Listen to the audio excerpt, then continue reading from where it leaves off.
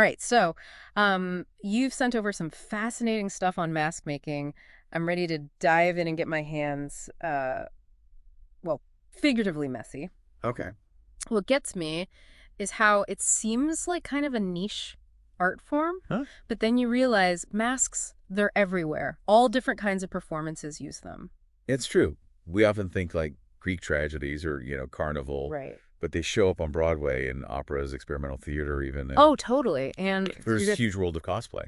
yeah, speaking of cosplay, that makes me think about the technical side. Yeah. Like, imagine running around a convention all day in this heavy mask that's poorly ventilated. Right. No thanks. Yeah. So how does a mask maker balance that artistry with, like, the needs of the performer? Yeah. That's where the real skill comes in because Yeah. it's not enough for the mask to be visually stunning, right? It has to fit well. The performer needs to breathe, speak Yeah. clearly. And sometimes these masks need to be able to handle some pretty intense movement. Oh, absolutely. Like a dance production. Exactly. Wow. It can't get in the way. It's like those ancient Greek amphitheaters. Right. The masks had to project the actor's voice all the way to the back row. Exactly. I'm picturing a mask maker's workshop now. Uh-huh. Clay, plaster fabric. What's your favorite material to work with? Oh, that's a tough one.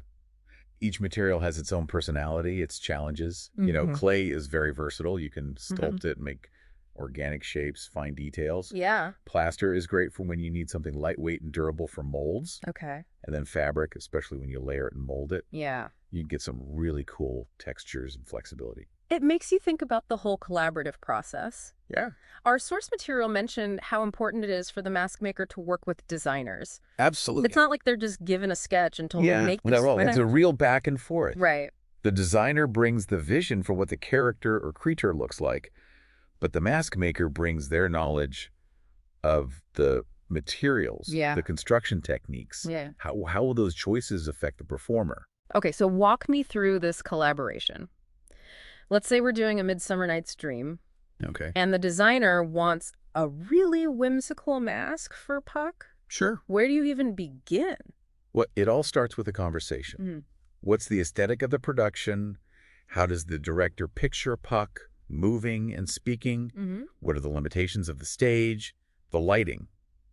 From there, once we're all on the same page, Yeah. then the sketching can begin. I bet those sketches are like artwork themselves. They can be, Yeah. but they're also a starting point. Yeah. We might experiment with different eye shapes, the size and angle of the ears, maybe even the texture of the skin, Uh-huh.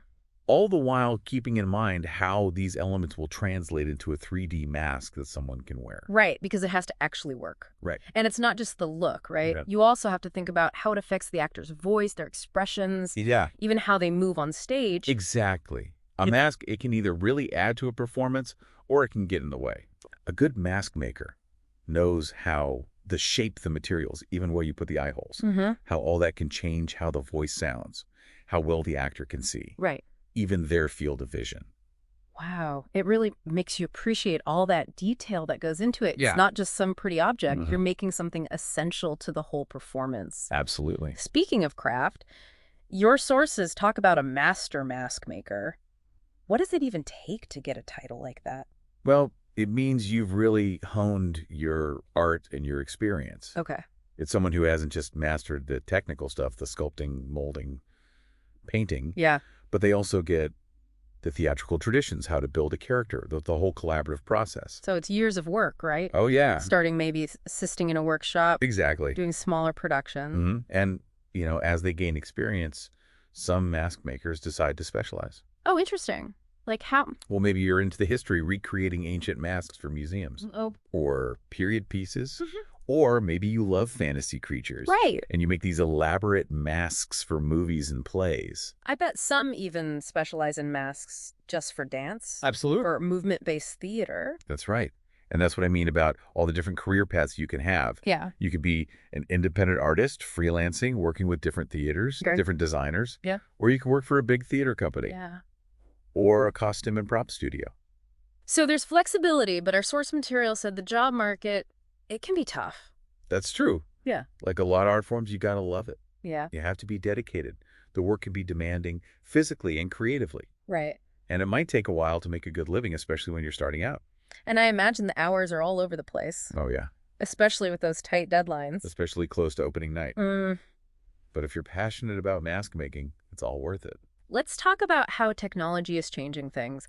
Our source material mentioned 3D printing. I'm curious to get your take on that. It's a game changer, really. Yeah. Like with any new technology, there are pros and cons. Sure. On the one hand, 3D printing is incredibly precise. Uh-huh. You can make these really complex designs that would take forever by hand. Yeah, like a mask with super intricate details. Exactly. Maybe even moving parts or lights. Right? And it's also more efficient. You can make a bunch of copies of the same mask, Right. which is perfect for big productions or touring shows. So 3D printing can really shake things up. But I bet some mask makers aren't so keen on it. Yeah, I can see that. Like, they might worry about losing that handmade feel, that human touch. It's a common worry with any art form when technology comes in. Yeah. There's something special about those little imperfections, those variations you get when you make something by hand. It gives it character. Exactly. It tells a story about the artist, their skill. And that story makes each mask unique. Right. It's not just some factory-made thing. Yeah. So do you think there's a way for mask makers to find a balance? To use these new technologies but still keep the heart of their craft? I think you have to see technology as a tool, not a replacement. Okay. Think of a painter experimenting with different brushes, different paints. Right. A mask maker can do the same with 3D printing. See how it can add to their art. Without losing what makes it special. Exactly. It's about that mix of old and new. I love that. So as we wrap up our deep dive into mask making, what's the one thing you want our listener to walk away with? I want them to realize how much more there is to mask making than what you see on the surface. It's more than just a pretty face. Exactly. It's art. It's skill. It's understanding different cultures. It's working together. It's bringing characters to life. It's been quite a journey. It has. We've covered so much: the materials, the building process, working with others, the tech. And through it all, you see that passion, that dedication. Absolutely. So maybe now our listeners will look at masks a little differently. I hope so.